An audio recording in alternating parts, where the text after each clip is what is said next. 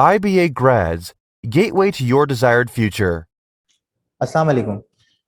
आज की इस वीडियो में हम इंशाल्लाह जीआईके के पेपर पैटर्न को डिस्कस करेंगे और उसकी टाइम ड्यूरेशन, उसमें क्वेश्चंस, उनमें नेगेटिव मार्किंग किस तरह की होती है, तो इंशाल्लाह जो हम इस वीडियो में डिस्कस करेंगे। तो ये जीआईकेआई में आपके पास, अगर आप जीआईकेआई की बात करें तो मैथ्स का जो पोर्शन होता है आपके पास, वो आपके पास होता है 30 MCQs का।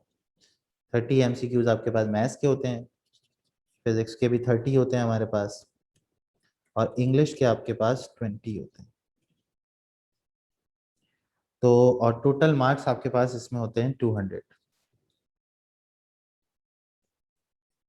और इसमें जो हमारे पास टाइम लिमिट होती है वो आपके पास होती है 120 मिनट्स।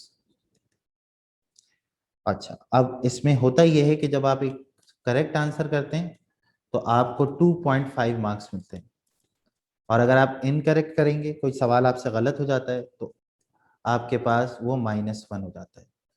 तो ये आपके पास जीआईके का पेपर पैटर्न है कि भाई जीआईके में मैथ्स, फिजिक्स, इंग्लिश और टोटल मार्क्स क्या होते हैं, टाइम कितना होता है, करेक्ट आंसर होगा तो क्या मार्क्स मिलेंगे, इनकरेक्ट होगा तो क्या मिलेंगे।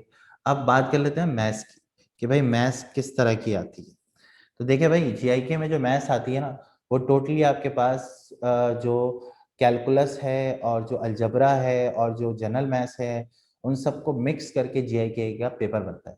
अगर मैं इसको थोड़ा सा और समराइज करूं तो हम ये कहते हैं कि भाई सेट 2 की जो मैथ्स है इंजीनियरिंग की, वो उस तरह की मैथ्स आपको जीआईके के सिलेबस में मिलेगी। उसके सवालात किस तरह के होते हैं, वो सवालात हम इंटर में भी पढ़ते हैं, हम फेडरल बोर्ड में भी पढ़ते हैं, और हम ए लेवल्स ओ लेवल्स में भी पढ़ रहे होते हैं। तो जीआईके का जो पेपर होता है, वो अगर आप मैथ्स के लिहाज से बात करें तो वो मतलब एक नॉर्मल पेपर होता है जिसको बच्चा अटेम्प्ट कर सकता है। मतलब उसमें मैथ्स में सवाल किस तरह के आते हैं वो अभी हम आगे वीडियो में देखेंगे कि भाई किस तरह के सवाल मैथ्स में आपको मिल रहे होते हैं। ठीक है, तो मैथ्स के अंदर जो चैप्टर्स हैं, वो अगर मैं आपसे कहूँ तो कैलकुलस का चैप्टर, फंक्शन का चैप्टर, कॉनिक सेक्शन हो गया, लेकिन वेटेज जो है वो सबका बैलेंस होता है। ऐसा नहीं है कि बहुत ज्यादा सवाल जो है वो आपके पास किससे आ जाए, कॉनिक सेक्शन से आ जाएं, या बहुत ज्यादा सवाल आपके पास कैलकुलस से आते हैं। मतलब एक बैलेंस पैटर्न को देखते हुए वो पेपर बनाते हैं, लेकिन आता सब कुछ है उनके पेपर में। तो अगर मैं अभी आपको सवाल दिखाऊं कि देखें सवाल आपके पास किस तरह से आते हैं, तो आपको अंदाजा होगा कि भाई किस तरह से जीआईकेआई का पेपर बन रहा होता है। तो जीआईकेआई का जो पेपर होता है उसके अंदर देखें एक सवाल हमारे पास आया हुआ था, क्वेश्चन कि बताएं sine theta is equal to 1/2 था और tan theta is equal to -1/√3 था, तो बताएं थीटा क्या होगा। तो भाई अगर आप देखें तो ये जो इसका जो एंगल होता है साइन थीटा का, वो theta is equal to 30 degree पे हाफ दे रहा होता है। और ये जो वैल्यू है, ये हमारे पास फर्स्ट क्वाड्रेंट में तो होगी नहीं, तो अगर हमें सेकंड क्वाड्रेंट का एंगल निकालना है तो हम क्या करेंगे, हम 180 में से ये पर्टिकुलर एंगल माइनस कर देंगे, 30 को माइनस करेंगे, दैट इज 150 डिग्री। तो भाई ये हमारे पास जो है वो इस सवाल का आंसर आ जाएगा कि 30 और 150 डिग्री दोनों एंगल्स पे, ये दोनों अपनी इक्वेशंस को, ये तो अपनी 30 डिग्री पे सेटिस्फाई कर रही है, 150 पे करेगा, तो ये दो अलग अलग एंगल्स आपके पास आ जाएंगे। तो ये बेटा आपके पास पेपर में सवाल इस तरह का आ रहा होता है कि भाई देखें, ये जीआईकेआई में ये फर्क होता है इंटर में और एप्टीट्यूड में कि भाई देखें जीआईकेआई का जो सवाल है वो किस तरह से आपसे पूछा गया और इसका आंसर आपको किस तरह से देना है। ठीक है, कैलकुलेटर जो है वो यहाँ पर आपके पास अलाउ नहीं होता, क्योंकि कैलकुलेटर वो आपको अलाउ नहीं करते। सिर्फ एनईडी और प्यास में आपको कैलकुलेटर मिलता है, इसके अलावा नस में भी कैलकुलेटर अलाउ आपके पास नहीं होता। ठीक है, इसके अलावा नेगेटिव मार्किंग भी आपको जीआईकेआई में मिलेगी। ठीक है, इसके अलावा नस में भी कोई नेगेटिव मार्किंग नहीं होती और एनईडी में भी कोई नेगेटिव मार्किंग नहीं होती। चलें आगे अगला एक सवाल देखते हैं कि भाई जेके में और क्या पूछा था उसने। चल, एक सवाल हमारे पास आया था, बहुत ही आसान सा सवाल था, y is equal to 1 + x upon 1 - x का होल स्क्वायर, और आपसे इसका dy/dx मांगा गया था। अच्छा, ये सवाल मैं आपको क्यों करा रहा हूँ, इसके कराने का मकसद आपको ये है कि इसमें बच्चा जो है ना वो गलत अप्रोच को इस्तेमाल करता है। वो क्या करता है, इसके होल स्क्वायर को खोल के इस पर क्वेश्चन रूल लगा देता है। तो अगर आप क्वेश्चन रूल लगा रहे हैं तो ठीक है, कोई इशू नहीं है, इसमें क्वेश्चन रूल आप लगा सकते हैं, लेकिन अगर आप क्वेश्चन रूल लगाने से पहले कुछ इस तरह की वर्किंग इसके अंदर कर लें तो आपको बहुत आसानी हो जाएगी। ठीक है, अब देखिए इसका dy/dx से आप निकालेंगे तो ये आपके पास हो जाएगा पावर, पहले पावर में से एक वैल्यू आप क्या करेंगे माइनस, एंड देन मल्टीप्लाई में अब आप लगाएंगे क्वेश्चन रूल।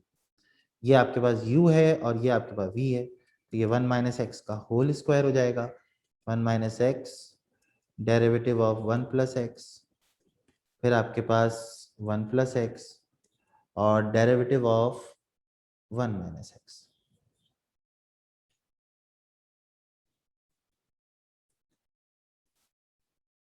तो अब इसको आप सिंपल तरीके से सॉल्व भी कर सकते हैं। 1 plus x upon 1 minus x हो गया, ये 1 माइनस एक्स हो गया, 1 का डिफरेंशिएशन 0, एक्स का 1, इसी तरह 1 का डिफरेंशिएशन 0 और एक्स का -1, और ये 1 माइनस एक्स का होल स्क्वायर हो गया। ठीक है, तो ये माइनस और ये माइनस जाके आपके पास क्या हो जाएगा, प्लस हो जाएगा, और प्लस होने के बाद हम इसको आगे वर्किंग करेंगे इसकी। ठीक है, तो ये हमारे पास हो गया 2 times of 1 plus x upon 1 minus x,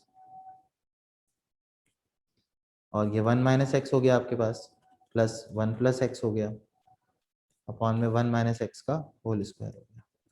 तो minus x plus x cancel हो जाएगा, और जो आपके पास बचा है उसको आप सॉल्व कर लेंगे, तो आपके पास इस सवाल का आंसर आ जाएगा।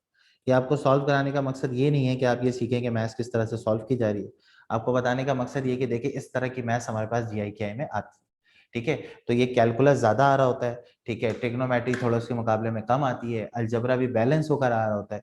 तो ये जो डिफरेंस है इंटर में और GI में वो क्या है कि आपके पास कि इंटर की जो मैथ्स है और जो GI की मैथ्स है उसके लेवल में थोड़ा सा डिफरेंस आ जाता है, कि जो सवाल आपसे इंटर में पूछे जा रहे हैं उसको यहाँ पर थोड़े से डिफरेंट वे से पूछा जाता है, उसकी कैलकुलेशन उसकी वर्किंग थोड़ी सी मुश्किल होती है हमारे पास।